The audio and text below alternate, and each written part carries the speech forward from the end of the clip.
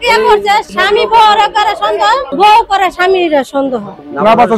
স্বামী স্ত্রী এবং শাশুড়িকে জঘন্যভাবে কুপিয়ে জখম করে রাখে। আমি খবর পাইছি ওই যে সময় মারামারি করতেছে, মেয়ের মা আমার ডাকছে পরে আমি আইসি পরে মেয়ের ফুবু, ছেলের ফুবু, তারপরে মারা যায় না, গুরুত্ব না হয়তো আঘাত হয়েছে, মারা যায় না।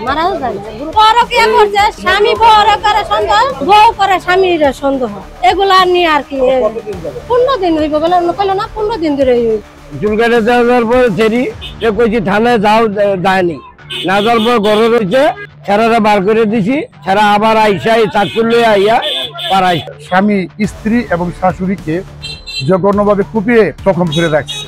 আসামি যাতে পালিয়ে যেতে না পারে সেজন্য আমরা আমাদের নিয়ন্ত্রণে রেখে আমরা থানাকে জানাই। থানার পুলিশ আসার পর তাদের কাছে আমরা আসামিকে বুঝিয়ে দিই এবং যারা জখম হয়েছে তাদেরকে আমরা ঢাকা মেডিকেলে পাঠাই। এই অবস্থায় আজকে বেলা 11:30টার দিকে ঘটনা, বামুইল বাজার তদন্ত করে নিয়ে গেছে আমাদের কাছে। আমরা এলাকা থেকে সবাইকে নিয়ে আমরা আমাদের দায়িত্ব পালন করছি। আহতটা হয়েছে গুরুত্বপূর্ণ আহত হয়েছে, মানে যেটা অ্যাটেম্প টু মার্ডার, মানে এমন হয়েছে ক্লিনিক্যাল ডেট। ডাক্তাররা যা বললো, আমাদের এলাকার লোকাল ডাক্তাররা যে বললো ক্লিনিক্যাল ডেট, কারণ যে অবস্থা এটা খুব গুরুত্বপূর্ণ আহত হয়েছে, না বাঁচার সম্ভাবনা বেশি।